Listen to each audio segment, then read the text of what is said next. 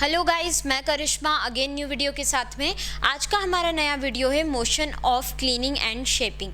ठीक है, जो क्लीनिंग और शेपिंग के लिए मोशंस यूज़ होते हैं वो सभी मोशंस को हम आज डिस्कस करने वाले हैं। तो बेसिकली क्लीनिंग और शेपिंग के लिए 6 टाइप के मोशंस हम यूज़ करते हैं। ठीक है, तो सबसे पहला मोशन कौन सा है? Follow. Second is follow withdraw.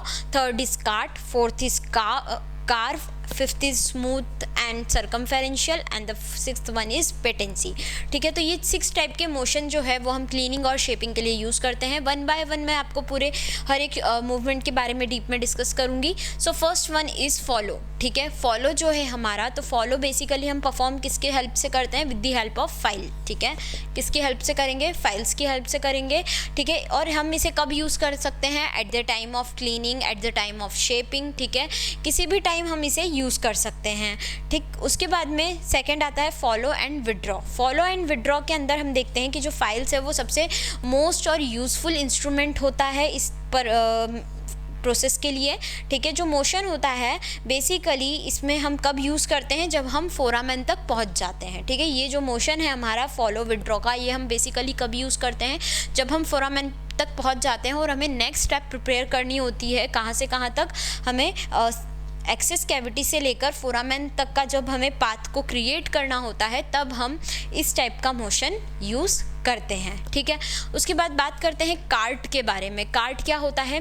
Refer to the extension of a reamer और near the radiographic terminate. Reamer should gently and randomly touch the dentinal wall and carve away debris. मतलब क्या बोलना चाह रहे हैं कि जो हमारे रिमर्स हैं वो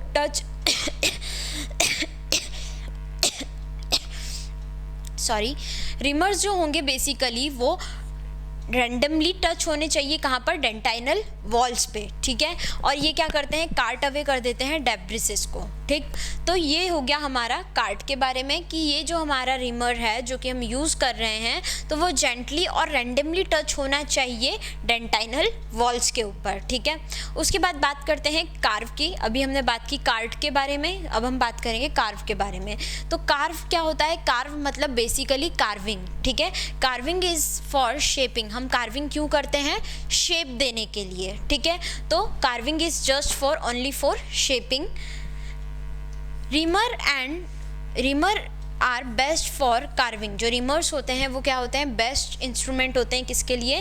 कार्विंग के लिए। ठीक है, instrument should not be pressed apically. हमें जो इंस्ट्रूमेंट इस प्रोसेस में हम यूज़ कर रहे हैं हमें उसे एपिकली प्रेस नहीं करना है। ठीक है, इसमें जो कार्विंग है इस प्रोसेस में हमें बस एक ही चीज़ का बहुत अच्छे से ध्यान रखना है कि जो हम इंस्ट्रूमेंट यूज़ कर रहे हैं उसे हमें एपिकली यूज़ नहीं करना है।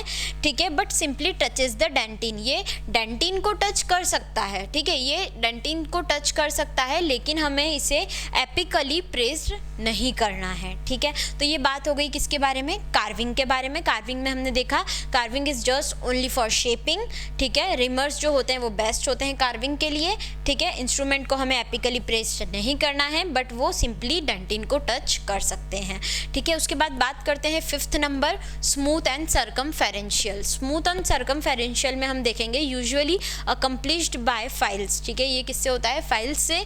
ठीक है, if the above procedures are followed smoothening is not required. अगर हमने ये सारे प्रोसेसेस किए हैं, ठीक है, तो हमें स्मूथनिंग की ज़रूरत नहीं होती है। ठीक है, उसके बाद में बात करते हैं पेटेंसी के बारे में। तो पेटेंसी क्या होती है? Achieved with files. ठीक है, किससे? फाइल्स और रिमर्स से हम पेटेंसी को अचीव करते हैं। It is use to clear any debris at the portal of exit. ठीक है, ये हम क्यों यूज़ करते हैं? क्योंकि हमें जितने भी कोई भी डेब्रिस होते हैं, ठीक है, पोर्टल ऑफ एग्जिट पे, तो हमें उसे क्लीन करना होता है। ठीक है, तो इस वजह से हमें पेटेंसी का यूज़ करते हैं। और ये जो मोशन है ये लास्ट मोशन था आपका 6 नंबर का। अभी तक मैं आपको पूरे 6 मोशंस के बारे में बता चुकी हूँ। एक बार फिर से मैं सारी चीज़ें रिकॉल करवाती हूँ।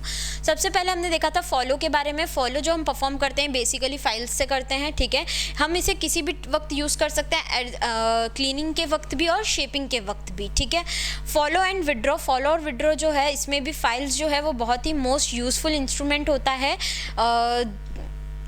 For the purpose of the making path between the foramen to the access cavity, ठीक है। इन दोनों के बीच में पाथ को क्रिएट करने के अंदर हमें इस चीज़ का यूज़ करते हैं हम, ठीक है। लेकिन ये जब पाथ हम कब क्रिएट करते हैं, जब हम फोरामेन पर पहुंच जाते हैं, ठीक है।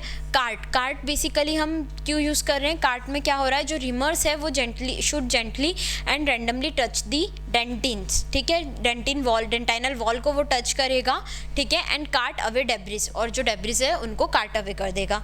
फिर उसके बाद है कार्व के बारे में, तो carving is just only for shaping, ठीक है। रिमर्स जो है वो बेस्ट होते हैं कार्विंग के लिए, ठीक है। Instrument should not be pressed apically, हमें एपिकली इंस्ट्रूमेंट को प्रेस नहीं करना चाहिए, ठीक है, but simply touches the dentin, ठीक है, ये डेंटिन को टच कर सकता है। उसके बाद फिफ्थ स्टेप है हमारी smooth, usually accomplished by files, ठीक है।